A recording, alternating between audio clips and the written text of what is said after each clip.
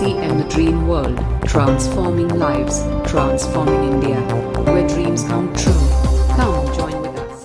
एक देखिए, काम तो हर तरह से सभी लोग कर रहे हैं, लेकिन एक कैसे इन्होंने इतने कम समय इतना तेज अचीवमेंट किया, तो सबके क्लैपिंग के साथ हम इनवाइट करते हैं सुप्रिया गिरधर जी को। Happy welcome on the screen. Yes, happy welcome on the screen. Welcome welcome ma'am, welcome welcome welcome welcome. Thank you ma'am, thank you so much. सभी साथियों को नमस्कार, जय आरसीएम। मेरा नाम सुप्रिया गिरधर है और जींद हरियाणा से बिलोंग करती हूँ और फिलहाल गुड़गांव में रहती हूँ। अभी एक साल पहले मेरी शादी हुई है, उसके बाद से मैं अभी गुड़गांव में रह रही हूँ। तो अभी इस बिजनेस को मैं पिछले लगभग 2-2.5 साल से, यानी जब से लॉकडाउन हुआ, लॉकडाउन के बाद से मुझे ये बिजनेस समझ में आया। ये बिजनेस पहले मेरे पेरेंट्स, मेरे पापा जी किया करते थे और मैं सिर्फ प्रोडक्ट्स अपने घर में इस्तेमाल करती थी और उसमें से भी मैं कुछ कुछ प्रोडक्ट इस्तेमाल किया करती थी, क्योंकि मुझे शुरुआत में मुझे ऐसा लगता था कि नहीं, ये प्रोडक्ट अच्छा नहीं है, ये प्रोडक्ट ऐसा है, ये वैसा है, मैं क्यों अपना प्रोडक्ट चेंज करूं। फॉर एग्जाम्पल, जैसे जब पेस्ट मैंने आरसीएम का इस्तेमाल किया था तो उस टाइम पर मुझे लगा कि नहीं, इसका तो टेस्ट अच्छा नहीं है, मेरा तो पहले वाला पेस्ट अच्छा है, मैंने वही इस्तेमाल करना है। तो मैंने आरसीएम के पेस्ट को उठाकर साइड में रख दिया था। लेकिन उसके बाद जब मेरे दांतों में कुछ प्रॉब्लम हुई और उसके बाद मैंने जब फिर से आरसीएम का पेस्ट इस्तेमाल किया और वो प्रॉब्लम ठीक हो गई, तो फिर मुझे पता लगा कि हाँ, प्रोडक्ट ये बहुत अच्छा है। तो इस तरीके से चल रहा था। मेरे पापा जी ने इस बिजनेस को स्टार्ट किया था और मैं सिर्फ प्रोडक्ट ही इस्तेमाल करती थी और उस टाइम पर मैं पढ़ाई करती थी, मेरी पढ़ाई चल रही थी। मैंने बीएससी की और उसके बाद एमएससी की और उसके बाद मैंने बीएड किया और ये सब मैंने इसीलिए किया क्योंकि मेरे जो साथ में मेरे दोस्त जो पढ़ा करते थे वो बीएससी और एमएससी कर रहे थे। कहने का मतलब ये है कि मेरा खुद का कोई भी टारगेट नहीं था। जब मैंने 10th पास की तो उसके बाद मेरे जो दोस्त थे, जो मेरी क्लासमेट्स थे, उन्होंने बोला कि हम नॉन मेडिकल लेंगे, तो इसलिए मैंने भी नॉन मेडिकल के साथ 11th में एडमिशन ले लिया और 11th 12th मैंने नॉन मेडिकल से किया। फिर जब 11th 12th में जो मेरे फ्रेंड्स थे, उन्होंने बोला कि हम तो बीएससी करेंगे, इसलिए मैंने भी उनके साथ ही, वो भेड़ चाल जिसको बोलते हैं, भेड़ चाल में मैंने भी बीएससी करना स्टार्ट कर दिया, बीएससी नॉन मेडिकल। और उसके बाद बीएससी वाले दोस्तों ने बोला कि हम तो एमएससी करेंगे और फिर इसलिए मैंने भी एमएससी करना स्टार्ट कर दिया और फिर बीएड भी इसी तरीके से किया।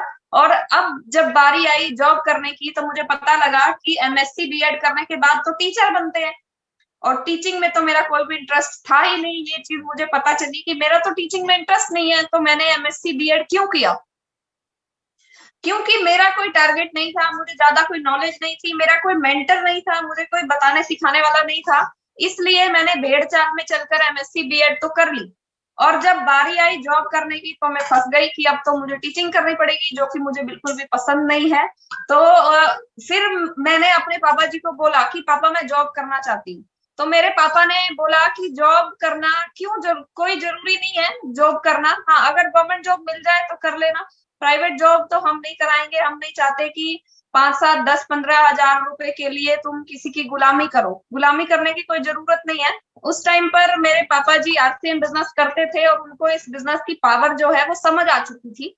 तो उन्होंने मुझे ये बात भी बोली कि जॉब करना मतलब किसी की गुलामी करना, किसी के अंडर जॉब करने की बजाय अगर तुम्हें ऐसा मौका मिले कि तुम दूसरों को काम दे सको, दूसरों को रोजगार दे सको, तो कैसा होगा।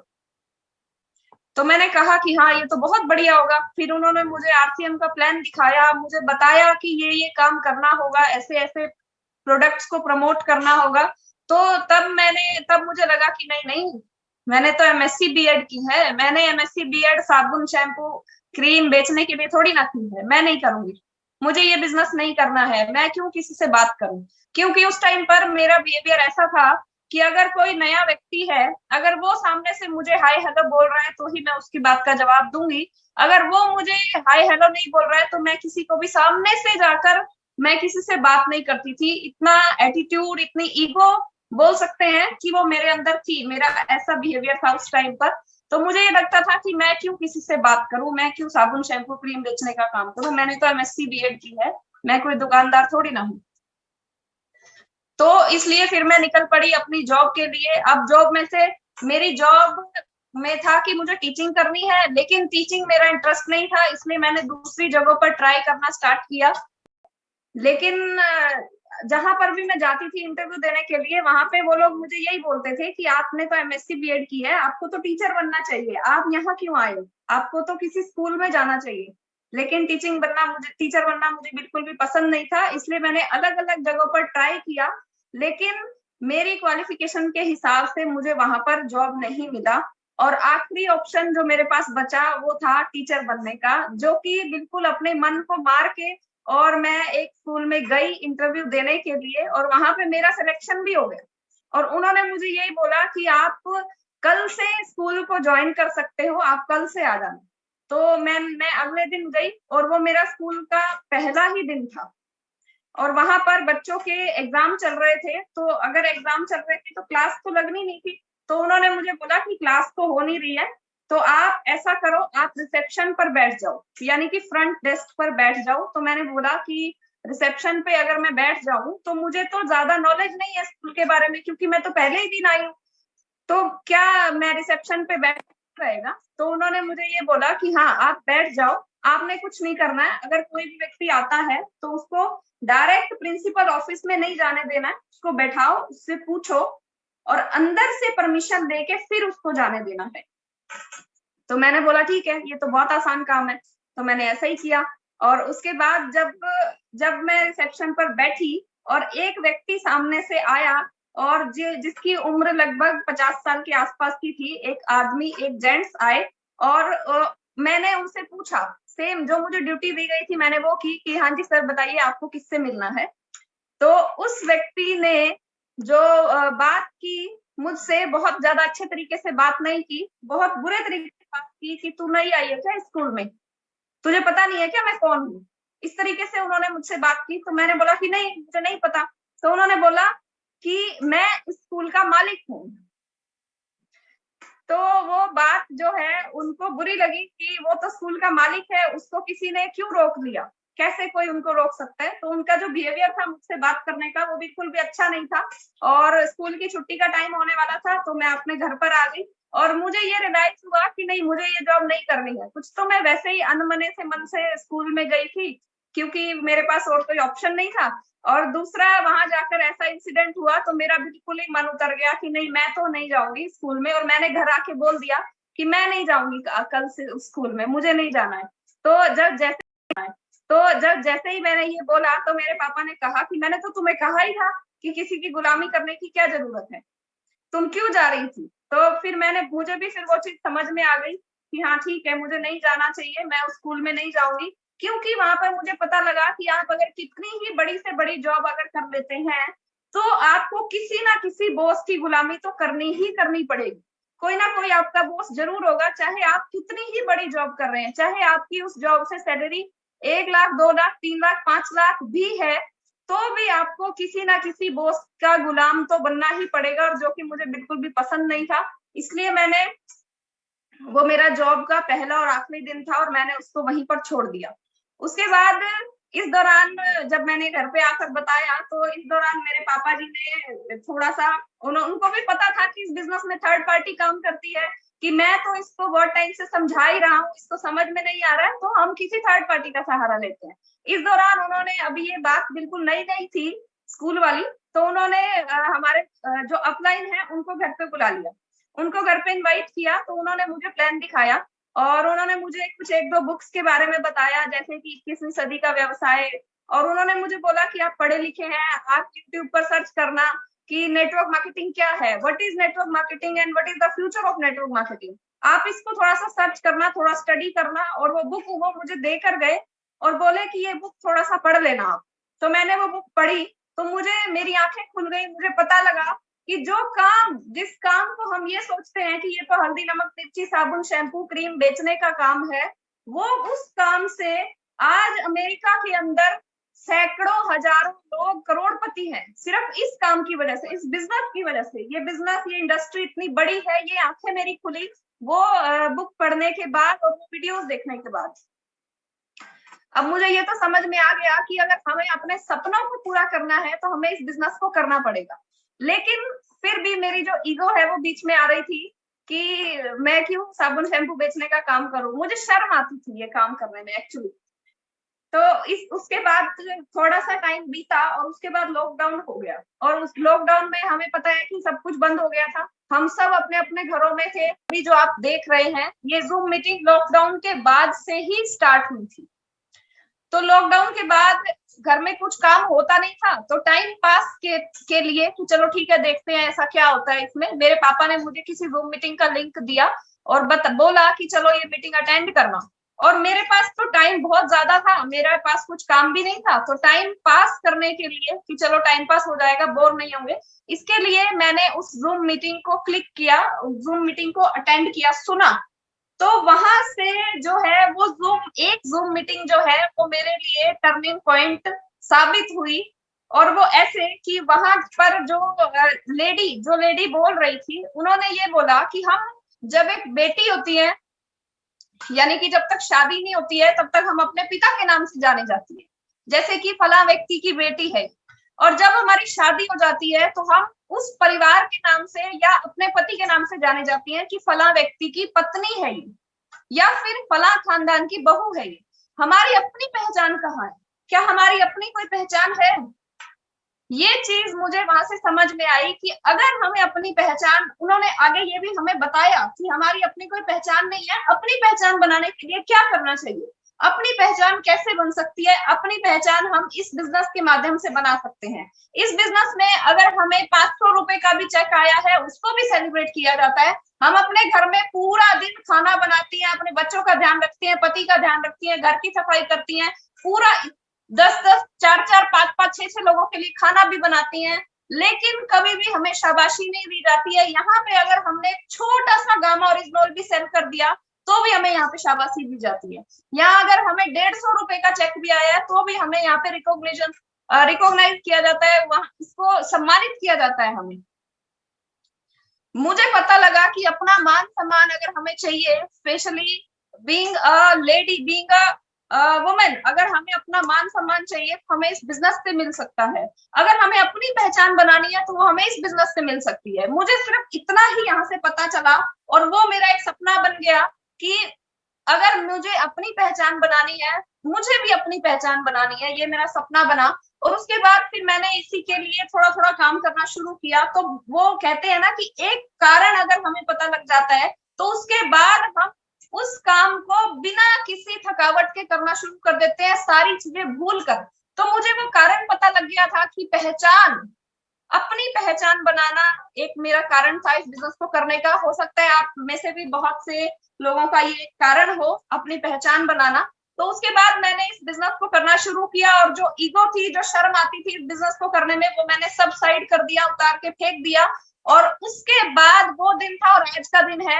मैंने उस दिन एक सपना लिया था कि अगर मुझे कोई जाने तो मेरे नाम से जाने, और मेरे परिवार को अगर कोई जाने तो मेरे नाम से जाने, ना कि उनको मुझे उनके नाम से। तो ऐसा ही हुआ सर। आज आप सभी जानते हैं कि मेरा जो YouTube चैनल है लगभग 64,000 लोगों का एक वो परिवार है YouTube पे, सुप्रिया गिरधर के नाम से जो चैनल है, उसपे आज अगर कोई भी कॉल अगर मुझे आता है और मेरे अलावा अगर कोई और व्यक्ति उस फोन को कॉल को अटेंड करता है, मेरी मम्मी अगर अटेंड करती है तो लोग यही बोलते हैं कि आप सुप्रिया गिरधर की मम्मी बोल रहे हैं ना। अगर पापा अटेंड करते हैं तो वो बोलते हैं कि आप सुप्रिया गिरधर के पापा बोल रहे हैं ना। यहाँ तक कि अगर अब ये मैंने अपने पहले वाले घर में अपनी पहचान बनाई, यानी कि अपने मायके में अपनी पहचान बनाई। आज मैं अपने ससुराल में हूँ, यहाँ पर भी अगर कॉल आती है, अगर मेरे हस्बैंड कॉल उठाते हैं तो वो यही बोलते हैं कि क्या आप सुप्रिया गिरधर के पति हस्बैंड बात कर रहे हैं। तो सर ये पहचान जो है, ये पहचान मुझे मिली इस बिजनेस की वजह से। और ना सिर्फ इतनी पहचान मिली बल्कि जहां पर भी मैं जाती हूँ, जिस भी शहर में जाती हूँ, जिस भी प्रोग्राम को अटेंड करने के लिए जाती हूँ, लोग आते हैं, लोग बोलते हैं मैम आपके साथ एक सेल्फी लेनी है, मैम आपके साथ एक फोटो खींचना है। तो उस टाइम पे जो हमारी फीलिंग होती है, एक सेलिब्रिटी वाली फील मैं कहूंगी कि वो फील हमें आती है। और ना सिर्फ मुझे बल्कि अभी पिछले दिनों की बात है, जब मेरे पापा जी एक बार भीलवाड़ा गए थे तो वहां पे उन्होंने लोगों को पता चला कि ये सुप्रिया गिरधर के पापा हैं। मैं वहां पर अवेलेबल नहीं थी, मैं नहीं गई थी, लेकिन मेरे पापा गए थे। तो उन लोगों ने मेरे पापा को भी नहीं छोड़ा, उन्होंने बोला कि सर आप सुप्रिया गिरधर के पापा जी हैं, आओ आपके साथ भी सेल्फी लेनी है।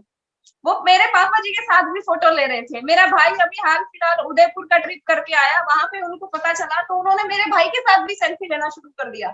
यानी कि ये बिजनेस ना सिर्फ हमें पहचान देता है, हमारे साथ साथ हमारे परिवार को भी पहचान देता है। एक और बात मुझे छोटी सी याद आ गई, चंडीगढ़ में मेरे चाचा जी रहते हैं और मेरे पापा उनके पास गए हुए थे, तो उनको थोड़ा बहुत बताया प्रोडक्ट्स के बारे में। वैसे तो अपने जो परिवार के लोग होते हैं वो नहीं मानते हैं उतना ज्यादा, लेकिन उन्होंने थोड़ा बहुत बताया। तो उन्होंने कहा कि ठीक है, आप ये सामान हमें दिलवा दो, कहाँ से मिलेगा। तो मेरे पापा ने फटाफट से ऐप में आरसीएम का पिकअप सेंटर चंडीगढ़ में सर्च किया और वहां पे उनको लेकर गए। तो जब वो पिकअप सेंटर वाले जो व्यक्ति थे उन्होंने पूछा कि आप कहाँ से आए हो, तो मेरे पापा जी ने बोला कि मैं जींद से आया हूँ। तो उन्होंने कहा कि अच्छा, आप जींद से आए हो, जींद में तो वो रहती है, वो सुप्रिया गिरधर रहती है, आप उनको जानते हो क्या? तो मेरे पापा ने बोला कि हाँ, वो मेरी ही बेटी है।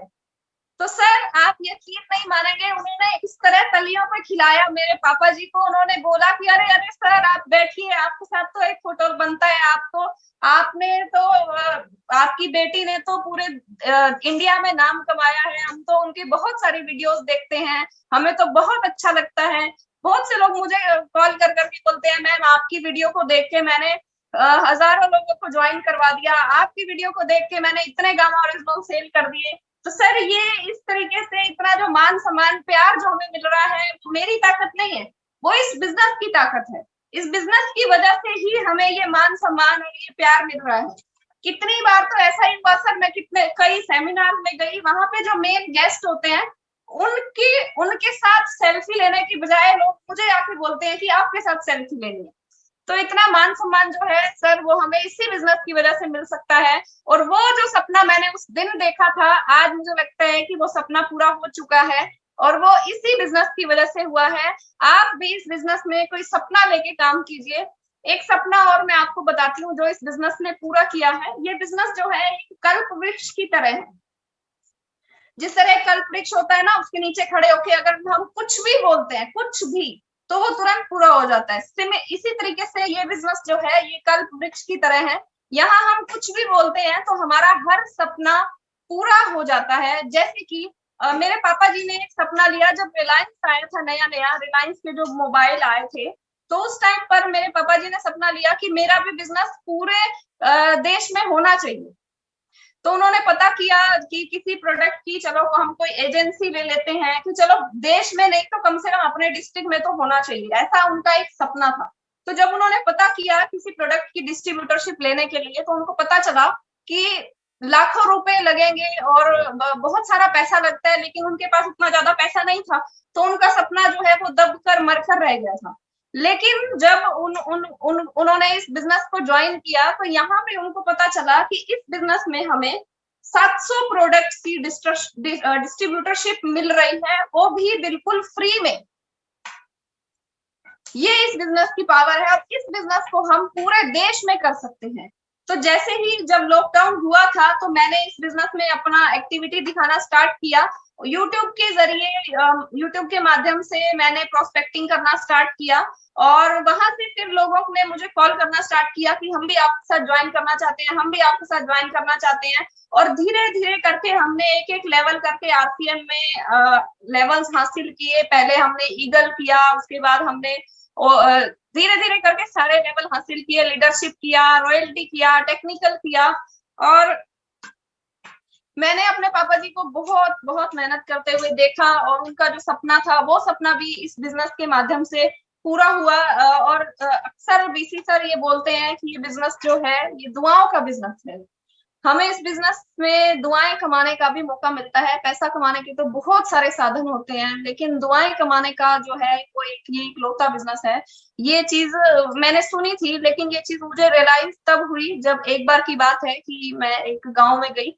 एक गांव में बहुत छोटी सी एक होम मीटिंग हो रही थी, एक छोटा मिनी सेमिनार जिसको हम बोल सकते हैं, वो हुआ 40-50 लोगों का। और उस गांव में जब मैं स्टेज पर बोल रही थी, तो उसके बाद जैसे ही प्रोग्राम खत्म हुआ, स्टेज से जब मैं नीचे उतरी तो एक बूढ़ी सी अम्मा बोल सकते हैं, एक बूढ़ी सी औरत थी और वो रोते रोते, बहुत रोते रोते और मेरी साइड आ रही थी और नीचे की तरफ उसने झुकना शुरू किया, यानी कि पैरों की तरफ झुकना शुरू किया। तो मैंने उनका हाथ पकड़ के अपने सर पे रख लिया और मैंने बोला कि आप आशीर्वाद दो मुझे। तो बहुत ज्यादा रो रही थी और मुझे नहीं पता था कि वो क्यों रो रही है। तो उन्होंने, जब वो आसपास के जो लोग थे उन्होंने बताया कि इनका जो बेटा है वो गलत संगति में फंसा हुआ था, लेकिन आपकी ही टीम के किसी मेंबर ने उसको आरसीएम में ज्वाइन कराया और वो अभी अभी आरसीएम में ईगल की पिन को उसने हासिल किया है। उसको 5-7 हजार रुपए वो कमाना शुरू कर दिया है उसने, जो कि गलत संगति में वो बच्चा फंसा हुआ था और अभी 5-7 हजार रुपए कमा रहा है। तो इनके घर का चूल्हा चौका अच्छे से चल रहा है, इसलिए इन्होंने ये तुम्हें बहुत सारे आशीर्वाद दे रही है कि आपकी वजह से इनका बेटा जो है वो एक सही सही रास्ते पर आ गया। तो सर सच में ये बिजनेस जो है ये ना सिर्फ पैसा कमाने का बिजनेस है, बल्कि ये दुआएं कमाने का भी बिजनेस है। और दुआएं जो है वो कमाना आज के टाइम में बहुत मुश्किल है। पैसा कमाना आसान है, लेकिन दुआएं कमाना बहुत मुश्किल है। ये बिजनेस सभी के सपनों को पूरा करता है। इसी तरीके से एक औरत, एक लेडी है मेरी टीम में है, विद्या जी, जो कि जब छोटी बच्ची थी तो वो डॉक्टर बनना चाहती थी। उनका डॉक्टर बनना एक उनका सपना था कि मुझे डॉक्टर बनना है, लेकिन गांव में रहती थी तो जल्दी शादी हो गई। छोटी उम्र में शादी होने की वजह से उनका सपना जो है वो दब कर रह गया था। लेकिन जब उन्होंने इस बिजनेस को हमारे साथ ज्वाइन किया, प्रोडक्ट्स की नॉलेज ली, न्यूट्री चार्ज की नॉलेज ली और महिलाओं को न्यूट्री चार्ज के बारे में बताना शुरू किया, तो एक दिन हमने उनसे पूछा कि विद्या जी आपको कैसा लग रहा है। तो विद्या जी ने बोला कि क्या बताऊं, बस मेरा तो सपना पूरा हो गया। तो हमने बोला कि कैसे। तो बोली कि मैं जब छोटी थी तो मैं डॉक्टर बनना चाहती थी, लेकिन डॉक्टर बनना पूरा नहीं हो पाया क्योंकि छोटी उम्र में शादी हो गई थी। यहाँ आकर मेरा जो सपना है वो दब कर मर कर रह गया था।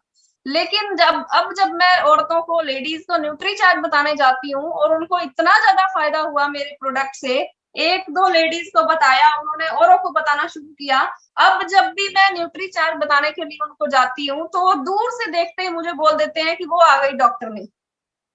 तो इस तरीके से उनका जो सपना था, विद्या जी का सपना इस तरीके से पूरा हुआ।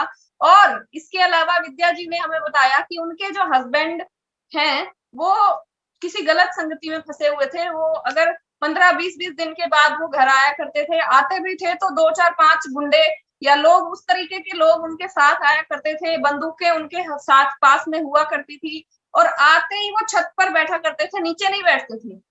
छत पे बैठते थे कि किसी भी टाइम पुलिस आ सकती है तो तुरंत भागना पड़ सकता है। इस तरीके की उनकी सिचुएशन थी और बोलती थी कि मैं तो बहुत परेशान रहती थी कि क्या होगा, खेती में तो हमारा गुजारा नहीं होता है, मेरे बच्चों का क्या होगा, उनकी पढ़ाई का क्या होगा, उनके फ्यूचर का क्या होगा।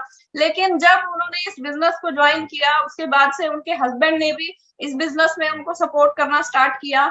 और सर आप यकीन नहीं मानेंगे, आज वो एक बहुत ही सफल कपल है आरसीएम में और आज वो मेरी टीम में 8% रॉयल्टी अचीवर है, स्टार प्लेटिनम रॉयल्टी अचीवर है। और किस तरीके से उनकी एक जिंदगी जो है वो बदल गई, किस तरीके से एक गलत संगति में पड़ा हुआ व्यक्ति आज आरसीएम से 8% रॉयल्टी की इनकम को एंजॉय कर रहा है। और वो बोलते हैं कि अगर आरसीएम ने इस तरीके से हमारी जिंदगी को बदला है कि अगर आरसीएम से हमें 1 रुपया भी ना आए तो भी हम आरसीएम बिजनेस को करना नहीं छोड़ेंगे, क्योंकि उसने हमारी जिंदगी को बदला है।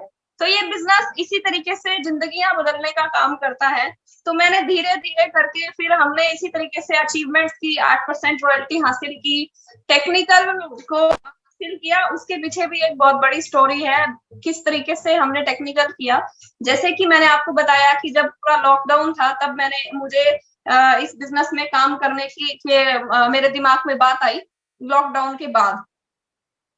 तो जब हमने 8% रॉयल्टी को हासिल किया, यानी कि 3.5 लाख इधर और 3.5 लाख इधर, जितना भी बिजनेस था वो हमने खुद से ही किया है। कोई पावर लेग नहीं थी, कोई भी इस तरह का कोई भी सपोर्ट नहीं था। बहुत लोग पावर लेग के पीछे भागते हैं, उसका भी वो उस टाइप का हमारे पास कुछ नहीं था। हमने आज भी हम जितना भी बिजनेस करते हैं सभी लेग का वो सब हम खुद के अपने लेवल पे, अपने दम पे करते हैं, कोई पावर लेग का सपोर्ट नहीं होता है। तो हमने क्या किया ना, एक साइड पे 3.5 लाख करना होता है, हमें पता है 8% रॉयल्टी के लिए, और दूसरी साइड पे 3.5 लाख करना होता है। वो हमने जब किया तो उसके बाद उसके बाद की बात है कि अब उसको मेंटेन भी करना था। अगर हम पर्ल करना चाहते हैं यानी टेक्निकल अचीवर बनना चाहते हैं तो हम सभी जानते हैं कि 3 महीने 8% रॉयल्टी को मेंटेन करना होता है, उसके बाद आप पर्ल के लेवल पर जा सकते हैं। और जब हमने 8% रॉयल्टी को मेंटेन किया तो पूरा लॉकडाउन था, पूरा लॉकडाउन, कुछ भी बंद नहीं था, कुछ भी खुला नहीं था, सब कुछ बंद था। हॉस्पिटल खुले हुए थे सिर्फ, और राशन की दुकानें खुली हुई थी, बाकी सब बंद था। तो उस टाइम पर मेरे पापा जी ने मुझे मना किया कि अब नहीं होगा। यहाँ तक कि हमारे आधे तो पिकअप सेंटर भी बंद थे, वो भी नहीं खुलते थे, और लोग अपने घरों से बाहर नहीं निकल सकते थे, बाहर जाते थे तो उनको पुलिस के डंडे पड़ते थे। इस तरह की सिचुएशन थी लॉकडाउन के अंदर, स्कूल बंद, सब कुछ बंद। लेकिन मैंने अपने पापा जी को बोला कि नहीं, रॉयल्टी तो मेंटेन करनी ही करनी है, किसी भी लेवल पे करें, हम तो करेंगे। तो मेरे पापा ने बल्कि मुझे डांट भी लगाई कि तेरा तो दिमाग खराब है, तू तो पागल है, कैसे हो सकता है 8% रॉयल्टी कैसे मेंटेन हो सकती है? जब पिकअप सेंटर ही नहीं खुले हैं तो कैसे मेंटेन हो जाएगी? जब लोग बाहर ही नहीं जा सकते हैं तो कैसे हो जाएगी? तो मैंने बोला कि मुझे नहीं पता कैसे होगी, लेकिन होगी, करना जरूर है। तो मेरे पापा ने भी बोला जिद्दी है तू तो, ऐसा बोल के और वो चले गए। और ऐसा एक बात और मुझे याद आ गई कि बचपन से ही मेरा थोड़ा सा जिद्दी नेचर है, किसी भी चीज को लेके मैं जिद करती हूँ, और जब तक मुझे वो नहीं मिलती है तब तक मुझे चैन नहीं पड़ता है, ऐसा मेरा नेचर है। एक छोटे होते की बात है, मैं जब 3-4 साल की थी तो उस टाइम पर मैंने किसी दूसरे बच्चे को, मेरे बराबर के किसी दूसरे बच्चे को देखा, लाइट वाले जूते पहने हुए देखा। आपको पता होगा बच्चों के जूते आते हैं, लाइट जलती है उसमें। तो मैंने वो देखा, और मेरे रात की बात है, रात को 10 बजे के आसपास की बात है, तो मेरा भी मन हुआ कि मुझे भी ऐसे जूते चाहिए। तो मेरे पापा ने आसपास की मतलब मुझे समझाने की, मनाने की कोशिश की, जैसे बच्चों को मनाते हैं, तो मैं नहीं मानी। लेकिन मैंने बोला कि नहीं, मुझे तो जूते चाहिए, तभी मैं सोऊंगी, वरना मैं सोऊंगी ही नहीं, मैं रात को सोऊंगी नहीं। तो उन्होंने फिर आसपास की जो भी दुकानें थी देखा, क्योंकि रात को तो बाजार बंद हो जाता है, तो आसपास की कोई भी दुकान खुली नहीं थी। मुझे मनाने की कोशिश की और मैं मान नहीं रही थी। तो एक हमारे जानकार थे दुकानदार, तो उनको रात को, तब तक 12 बज चुके थे, उन्होंने रात को 12 बजे उसको कॉल किया और उनको बोला कि एक इमरजेंसी है, बच्चे के लिए एक लाइट वाला जूता चाहिए। तो उसने भी बोला कि भाई साहब पागल हो क्या, सुबह नहीं ले सकते थे? इतनी तो ये इमरजेंसी वाली कोई चीज नहीं है, ऐसा तो है नहीं कि दवाई है या कोई ऐसी चीज है जिसके बिना आपका काम नहीं चल पा रहा, जूता ही तो है, सुबह ले लेते, हमारी क्यों नींद खराब कर रहे? तो उन्होंने उनको कुछ ना बोलते हुए बोला कि बस इमरजेंसी है, हम आपकी दुकान के पास खड़े हैं, आप प्लीज हमें ये जूता दे दो। तो वो व्यक्ति अपने घर से उठकर आया और उसने दरवाजा खोला और हमें जूता दिया, और मेरे मम्मी पापा ने मुझे जूता पहनाया लाइट वाला, और उसके बाद मैं सोई।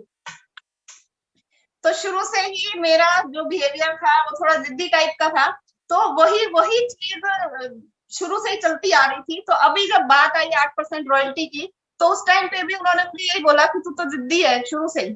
तो मैंने बोला कि हाँ, मुझे तो करना है, 8% रॉयल्टी करनी है तो करनी है। तो उसके बाद अभी जो अगला महीना था उसके 20 दिन निकल गए, और 20 दिन के अंदर अंदर सिर्फ और सिर्फ 3.5 लाख बिजनेस वॉल्यूम ही आ पाया था। और मैंने बोला, मेरे पापा ने बोला कि नहीं होगा, अभी भी नहीं होगा, क्योंकि 7 लाख तक लेके जाना है, सिर्फ 10 दिन है, 10 दिन में 7 लाख तक नहीं पहुंच सकता है। तो मैंने बोला कि हो जाएगा, आपको करना है, हेल्प करनी है तो करो, नहीं तो मत करो, मुझे मत रोको।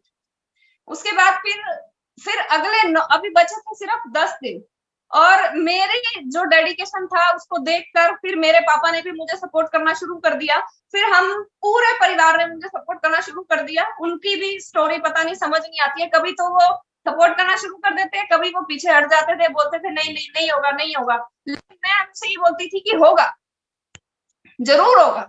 तो मेरा डेडिकेशन देख के फिर जब आखिरी के 10 दिन बचे, तो उन्होंने मेरे साथ ही बैठकर, हम सब लोग 4 लोग हैं हम घर में, मैं, मेरी मम्मी पापा और मेरा भाई, हम 4 लोग घर के 4 अलग अलग कोनों में बैठकर कॉल पे कॉल हमने डिस्ट्रीब्यूटर्स को, नए लोगों को कॉल पे कॉल करना शुरू किया। सर सामान लेके आओ पिकअप सेंटर से, फटाफट पिकअप सेंटर देखकर बताया, पिकअप सेंटर पे कॉल किया, सर पिकअप सेंटर खुला है क्या, हमारे एक बंदा आ रहा है सामान लेने के लिए। वो बोलते हैं हाँ हाँ खुला है, ठीक है भेज दो। उनको कॉल किया, सर पिकअप सेंटर खुला है, जल्दी चले जाइए, अभी चले जाओ वरना पुलिस के डंडे पड़ेंगे। इस तरीके से सर हमने अगले 9 दिन के अंदर अंदर चारों लोग 4 अलग अलग कोने में बैठ के कॉल पे कॉल। सुबह 9 बजे हम लोग स्टार्ट होते थे, रात को 9-10 बजे तक हम कॉल कॉल कॉल, दिन में 200 300 500 कॉल्स भी हमने की। खाना पीना भी भूल गए सर, आखिरी के 10 दिन में हम खाना पीना भी भूल गए थे।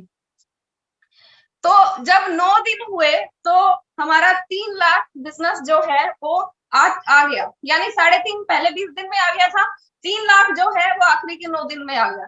तो टोटल बिजनेस हुआ 6.5। अब रॉयल्टी के लिए हमें चाहिए होता है 7 लाख बिजनेस वॉल्यूम, लेकिन हम लोग थोड़ा मार्जिन भी जरूर रखते हैं, और थोड़ा नहीं, हम लोग ज्यादा ही मार्जिन रखते हैं। अब हमारा जो मेंटेलिटी थी वो ये थी कि 3.5 की बजाय हमारा 4 लाख इधर हो जाए, यानी 50,000 का गैप, और 4 लाख इधर हो जाए, टोटल 8 लाख। और हमारा हुआ था 29 तारीख तक हमारा जो बिजनेस था वो 6.5 लाख का था। तो हमारे दिमाग में ये था कि अब एक ही दिन बचा है और एक दिन में 1.5 लाख बिजनेस कैसे आएगा। आखिरी का वो दिन था, मुझे याद है अभी भी, हमारे यहाँ तक कि हमारे अपलाइन ने भी हमें कॉल करके पूछा कि आप करते क्या हो, आप कर क्या रहे हो, ऐसा आपने इतना बिजनेस इतने भरे लॉकडाउन में कैसे लाके खड़ा कर दिया, आप ऐसा क्या करते हो। सर अपलाइन तक भी परेशान, मतलब हैरान थे कि ये लोग ऐसा क्या करते हैं। तो आखिरी का वो दिन था सर, सुबह से लेके और रात तक हमने पूरा दिन यही काम किया, रात के 12 बजे तक, क्योंकि क्लोजिंग 12 बजे तक होती है, 12 बजे तक हमने कॉल्स और इस तरीके से सिर्फ अपने घर बैठे बैठे, हम किसी से मिलने नहीं गए, सिर्फ कॉल्स के जरिए हमने सर आखिरी के दिन में वो 1.5 लाख बिजनेस लेके आए। लोग पूरे पूरे महीने में 1 लाख बिजनेस नहीं कर सकते, हमने आखिरी के दिन में 1.5 लाख का वो बिजनेस किया, मैंने और मेरे पूरे परिवार ने। और वो रॉयल्टी का जो टाइम था वो हमने 3 महीने भरे लॉकडाउन में 3 महीने रॉयल्टी को मेंटेन किया। चौथे महीने हमने पर्ल किया, 5-5 लाख दोनों में चाहिए होता है, वो हमने उसको मेंटेन किया और आगे भी उसको मेंटेन करते रहे सर। हमारा बिजनेस कभी भी डाउन नहीं गया। अक्सर ऐसा ही होता है कि एक बार बिजनेस बढ़ जाता है, अगली बार डाउन हो जाता है, फिर बढ़ जाता है, और सितंबर में और मार्च के बिजनेस बढ़ जाता है, बाकी के महीने में डाउन हो जाता है। हमारा बिजनेस कभी भी डाउन नहीं हुआ, हमेशा हमारा बिजनेस बढ़ता रहा। वो इसीलिए क्योंकि हम लोग सुबह उठ के इस तरह से टेबल पे बैठ जाया करते थे, चाय भी हमें यहाँ टेबल पे मिलती थी, इस तरीके से हम लोग काम किया करते थे, और रात के 10-10 11-11 बजे तक पूरा दिन कॉल करते रहते थे, पूरा दिन बातें करते रहते थे लोगों के साथ। हमें ये लगा कि हम अगर हम लॉकडाउन में हैं, अगर हम ये बिजनेस नहीं कर रहे हैं, बाहर हम लोग जा नहीं सकते हैं, तो हम क्या करेंगे। पूरा दिन या तो टीवी देखेंगे, या फिर सोएंगे, या आराम करेंगे, या फोन की चार्जिंग खत्म करेंगे, नेट खत्म करेंगे। इससे बढ़िया क्यों ना हम अपने इस बिजनेस को आगे बढ़ाएं। और इस तरीके से सर, और यहाँ तक कि हमारे अपलाइन ने भी मना कर दिया था, उन्होंने भी बोला कि आपने ये गलत टाइम चुन लिया बिजनेस को मेंटेन करने का, नहीं हो पाएगा। आखिरी टाइम तक हमारे अपलाइन भी हमें यही बोलते रहे कि नहीं हो पाएगा, लेकिन हमने जिद नहीं छोड़ी और हमने करके दिखाया। और जब पूरा हो गया तो उसके बाद उन्होंने भी यही बोला कि हाँ आपने तो करना ही था, हमें तो पता ही था कि आप तो इसको कर ही देंगे। तो सर सेम हमारे साथ ऐसा ही होता है, पहले जो लोग हमें मना करते हैं वो ही लोग बाद में हमें शाबाशी भी देते हैं। तो हमारे साथ भी सेम ऐसा ही हुआ, और इस तरीके से हमने लगातार इस बिजनेस को आगे बढ़ाया। आज इस बिजनेस में टेक्निकल अचीवर है। इसके बाद फिर जब बिजनेस पूरा हुआ तो फिर बारी आई कि अब जैसे पेरेंट्स सोचते हैं हर बेटी के बारे में कि चलो अब शादी करनी है, तो शादी के बारे में उन्होंने सोचा, तो बहुत सारे रिश्ते आए, बहुत से रिश्ते हमने भी देखे। तो बहुत से लोगों ने हमें मना कर दिया, बहुत से लोगों को हमने मना कर दिया कि हमें नहीं करना है, इसलिए क्योंकि हमारी 2 ही शर्तें थी। हमारी शर्तें ये थी कि वो व्यक्ति हमें आरसीएम बिजनेस करने से ना रोके, दूसरी ये थी कि मेरा जो YouTube चैनल था उससे ना रोके, क्योंकि बहुत से लोग YouTube को पसंद नहीं करते हैं कि इस तरीके से हमारे घर की बहू जो है वो YouTube पर वीडियोस बना रही है, वो लोग नहीं पसंद करते हैं, या ये बिजनेस इस तरीके का कर रही है तो लोग नहीं पसंद करते हैं। तो बहुत लोगों ने हमें मना किया कि नहीं नहीं, बिजनेस नहीं करना है, कुछ भी कर लो, लेकिन ये बिजनेस नहीं करना है, लोगों को जोड़ने का काम है। क्योंकि उनको पूरी नॉलेज नहीं होती है, वो यही बोलते थे कि ये तो लोगों को जोड़ने का काम है, ये तो ऐसा है, ये तो वैसा है।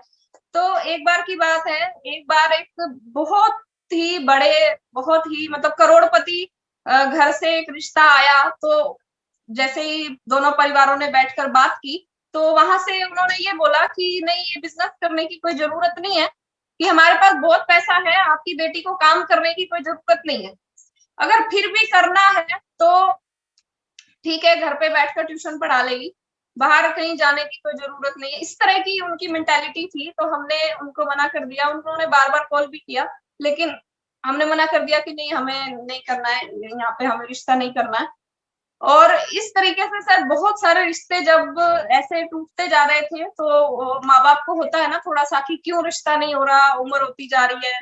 तो एक दिन तो सर ऐसा भी हुआ, एक परिवार किसी ने रिश्ते के लिए मना किया और बोला कि आरसीएम ये काम हमें पसंद नहीं आया, इस वजह से उन्होंने हमें मना कर दिया रिश्ते से। तो बार बार ऐसा होता जा रहा था। तो एक दिन मेरे पापा जो है बहुत ही ज्यादा उदास हो गए, और मैंने उनको, वो बैठ गए जैसे सोफे पर बैठे हुए थे, और बैठे बैठे उन्होंने रोना शुरू कर दिया। और उनको ऐसा रियलाइज हुआ कि कहीं, मतलब ये तो जॉब करना चाह रही थी, मैंने इसको आरसीएम की तरफ इसका रुख किया, और अब ये आरसीएम को छोड़ने को तैयार नहीं है। तो उनको ये लगा कि कहीं मैंने कोई गलती तो नहीं कर दी, कहीं इसकी शादी हो ही ना, कहीं इसका मतलब जिंदगी तो खराब नहीं हो जाएगी। ऐसा बहुत सी बातें जो पेरेंट्स के मन में आती हैं, ऐसा उन्होंने वो रोना शुरू किया। तो अब बच्चा अपने पापा को रोते हुए तो नहीं देख सकता है, तो फिर मैं भी साथ में रोना शुरू कर दिया। और वो बहुत ही मतलब सीरियस सा, बहुत ऐसा वो इवेंट, वो मौका था वो कि बहुत ज्यादा इमोशनल हो गया था। तो मेरे पापा को ये लगा कि हमें इस बिजनेस को छोड़ देना चाहिए, क्योंकि जिसकी वजह से शादी नहीं हो रही है, या लेकिन मैं फिर उस टाइम पर मैं इस बिजनेस को छोड़ने के लिए तैयार नहीं थी, क्योंकि मुझे पता लग गया था। मैंने बोला कि ठीक है, शादी नहीं होगी तो मैं नहीं करूंगी, लेकिन मुझे इस बिजनेस को जरूर करना है। मुझे शादी की जरूरत नहीं है, मुझे इस बिजनेस की जरूरत है, क्योंकि तब तक मुझे सब चीजें समझ में आ चुकी थी। और उस दिन बहुत ज्यादा इमोशनल दिन था, और मैं और मेरे पापा हम दोनों रो रहे थे। और जब मेरी मम्मी को पता चला, क्योंकि हम अलग रूम में बैठे थे, जब उन्होंने देखा तो उन्होंने भी रोना शुरू कर दिया। और जब हम तीनों रो रहे थे तो मेरे भाई ने भी फिर हमें देख के, उसने भी, उसकी भी आंखों में आंसू आ गए कि ऐसा क्या हो गया।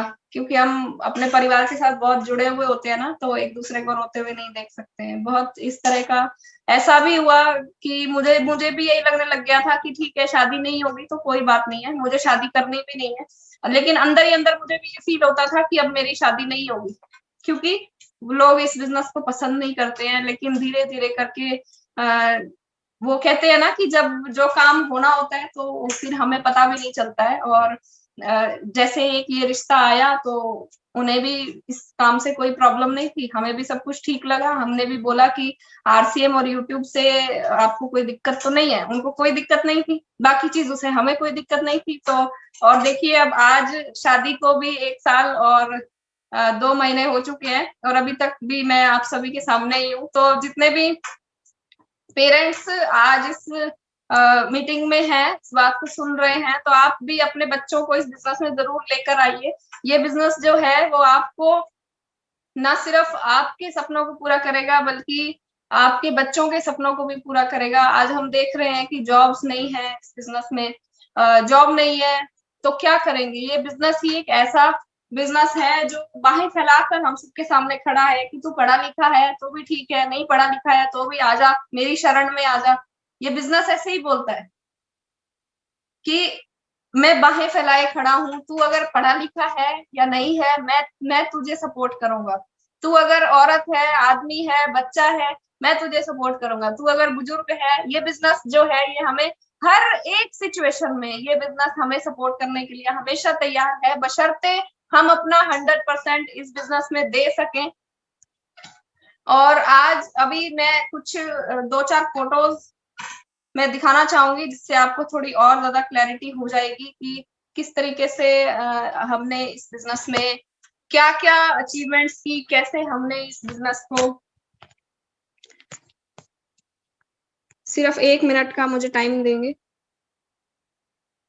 फोटोज से थोड़ी सी और आपको क्लैरिटी हो जाएगी।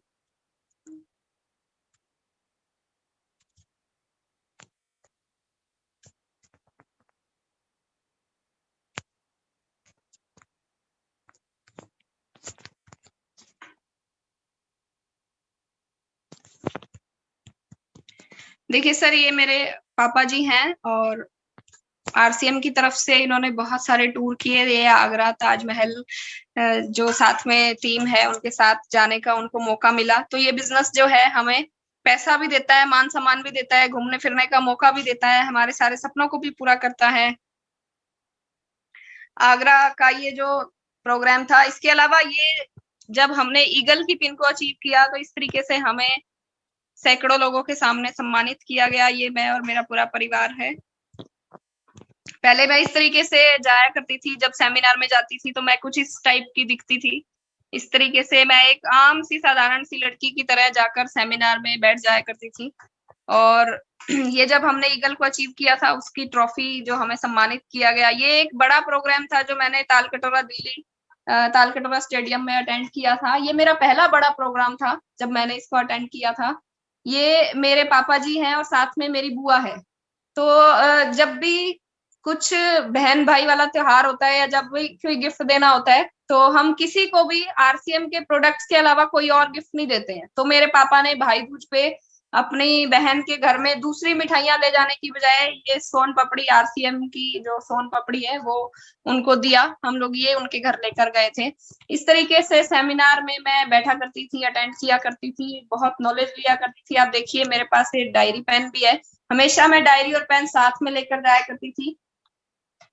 हमेशा मेरे पास रहता था कि कोई भी पॉइंट अगर मुझे मिले तो मैं वहां से उसको नोट कर सकूं। इस तरीके से न्यूट्री चार्ज का कोई छोटा मोटा टारगेट पूरा करने की वजह से मुझे ये आरसीएम न्यूट्री चार्ज की टाई और ये बुक जो है गिफ्ट में मिला था। और ये साधारण सी दिखने वाली जो लड़की थी, अब बारी आई थी रूप परिवर्तन करने की, और इस तरीके से मैंने अपने आप को रूप परिवर्तन किया। ये मेरा पहला दिन है जब मैंने ड्रेस कोड में पहले दिन जब मैंने ड्रेस कोड में आई थी मैं, और उसके बाद से ये रूप ऐसा हुआ और ऐसा हो गया। फिर उसके बाद जब लोगों ने देखा कि बहुत बड़े तरीके से, मतलब मेरी जब एक पहचान बन गई, तो उसके बाद हेल्थ गार्ड की तरफ से भी मुझे कॉल आया। उन्होंने मुझे बोला कि आप भी हमारे लिए प्लीज एक वीडियो बना दीजिए। तो मैंने हेल्थ गार्ड के लिए एक वीडियो बनाया। ये जब हेल्थ गार्ड का ही जब एक ये प्रोग्राम हुआ था, टैलेंट दिखाओ और जीतो 5,000 का इनाम, तो इसके लिए भी उन्होंने मुझे कॉल करके बोला कि आप प्लीज हमारे लिए एक वीडियो बना दीजिए। तो मैंने उनके लिए ये एक वीडियो बनाया। गुड डॉट की तरफ से फिर मुझे कॉल आया कि आप गुडसिप पे हमारा कोई वीडियो बना दीजिए प्लीज हमारे लिए, ताकि हमारे प्रोडक्ट को और ज्यादा प्रमोशन मिल सके। तो इस तरीके से मैंने गुडसिप पर भी एक वीडियो बनाया था। चैट विद सुरेंद्र वत्स की तरफ से मुझे कॉल आया कि हम आपको अपना ब्रांड एम्बेसडर बनाना चाहते हैं। और ये देख रहे हैं आप, बहुत बड़ी बड़ी हस्तियों के साथ मिलने का, फोटो खिंचाने का जो मौका मिला, और चैट विद सुरेंद्र वत्स का ब्रांड एम्बेसडर बनने का एक मौका मिला, वो भी इसी बिजनेस की वजह से ही मिला। और ये मेरा परिवार, जब हमने टेक्निकल अचीव किया था उस टाइम का जो सेलिब्रेशन हमारा किया गया था, ये उसका एक फोटो है। इस तरीके से बड़े बड़े होर्डिंग्स पर भी इस तरीके से हमारा फोटो लगाया गया। बड़े बड़े इवेंट्स में बड़े बड़े जो सेलिब्रिटीज हैं उनसे मिलने का मौका मिला। ये दिव्या जी हैं जिनको आप शायद जानती होंगी, इनका भी बहुत बड़ा यूट्यूब चैनल है। सपना बाफना जी, दीपक बाफना जी से मिलने का मौका मिला। पीछे जो ये आज यूट्यूब पर जो बड़े बड़े सेलिब्रिटीज हैं, उन सभी से मिलने का मौका मिला इस बिजनेस की वजह से। और जब ये हमने अचीवमेंट की थी तो किस तरीके से, देखिए किस तरीके से मान सम्मान इस बिजनेस में मिलता है।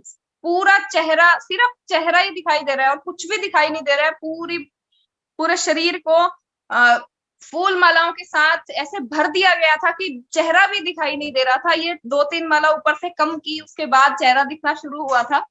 तो किस तरीके से जो हमें सम्मान ये मिलता है, इस तरीके से हम लोग होम मीटिंग किया करते थे, छोटे छोटे गाँव में जाकर होम मीटिंग किया करते थे, इस तरीके से सेमिनार अटेंड किया करते थे। और ये मेरा भाई जिसके बारे में मैं बात कर रही थी, अभी सिर्फ 17 साल की उम्र है, और 17 साल की उम्र में मेरे भाई ने भी अब हमारी ही तरह मीटिंग करना, मीटिंग को अटेंड करना, मीटिंग में बोलना शुरू कर दिया है, सिर्फ 17 साल की उम्र में।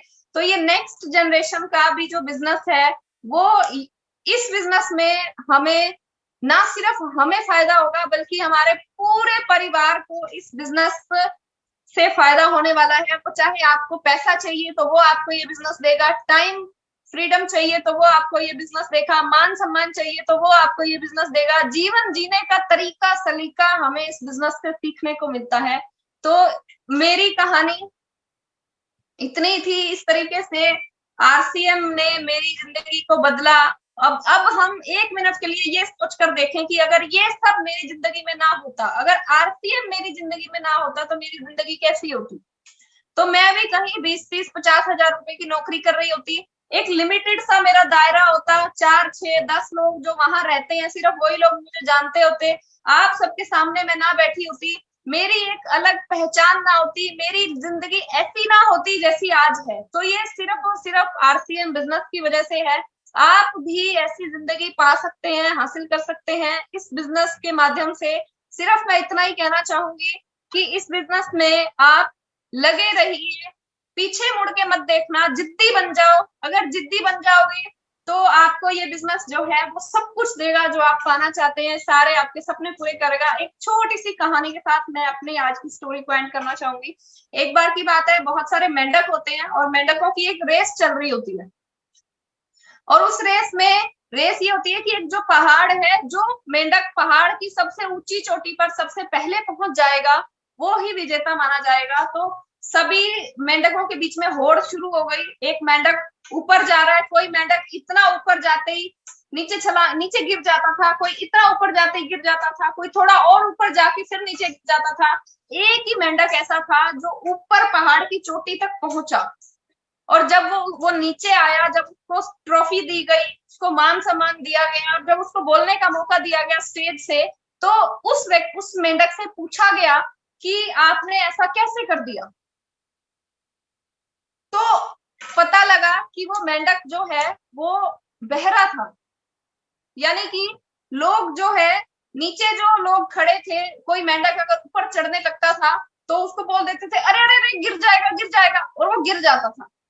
फिर थोड़ा और ऊपर चढ़ने लगता था तो नीचे खड़े लोग बोल देते थे अरे अरे गिर जाएगा, वो सच में गिर जाता था। अब कुछ और ऊपर चढ़ने लगता था तो उसको बोल देते थे गिर जाएगा, संभाल के ध्यान से, और वो सच में गिर जाता था। लेकिन वो एक मेंढक जो पहाड़ की चोटी पर पहुंचा, वो इसीलिए पहुंचा क्योंकि वो बहरा था, उसको नीचे वाले लोगों की बातें सुनाई नहीं दे रही थी। सेम इसी तरीके से हम भी अगर इस बिजनेस में आगे बढ़ना चाहते हैं तो हमें भी बहरा बनना पड़ेगा। लोग क्या कर रहे हैं, लोग हमें बोलेंगे तू कामयाब नहीं हो सकता, तू बनेगा करोड़पति, तू गाड़ी खरीदेगा, तुझे मान सम्मान मिलेगा, तुझे कौन मान सम्मान देगा, पागल आदमी है। लोग ऐसा बोलेंगे, लेकिन आपको बहरे बन जाना है। अगर आप बहरे बन जाएंगे तो ही आप उस मुकाम तक पहुंच पाएंगे। अगर आप लोगों की बातों पर का असर अपने ऊपर होने देंगे तो आप कभी भी उस लेवल पर नहीं पहुंच पाएंगे। सेम मेरे साथ भी ऐसा ही हुआ। भले ही मेरे परिवार के लोग थे, जब लॉकडाउन में मेंटेन करने की बात आई तो उन्होंने भी बोला कि नहीं होगा, क्योंकि इसमें गलती उनकी नहीं थी। गलती उनकी ये थी कि उन्होंने माहौल ही ऐसा देखा था कि इस बिजनेस में तो 6 महीने बाद ही बिजनेस बढ़ता है, उससे पहले बिजनेस बढ़ता ही नहीं है। जैसा उन्होंने सीखा था वैसा ही उन्होंने मुझे बताने की कोशिश की, लेकिन मैंने उनकी बात को नहीं माना, नहीं सुना, मैं बहरी हो गई और आज मैं आपके सामने हूँ। लेकिन अगर मैं मान लेती तो शायद वो रॉयल्टी कभी भी उस लॉकडाउन में तो मेंटेन हो ही नहीं सकती थी। तो इसी तरीके से आपको भी बहरे बनना पड़ेगा। अगर बहरे हो जाएंगे तो जरूर आप भी इस बिजनेस में ऊंचाइयों पर पहुंच जाएंगे, और ना सिर्फ यही बिजनेस बल्कि जिंदगी के हर उस मुकाम को आप हासिल करेंगे जिसको आप करना चाहते हैं। तो मेरी तरफ से आज इतना ही था। सभी को नमस्कार। RCM The Dream World, transforming lives, transforming India, where dreams come true. Come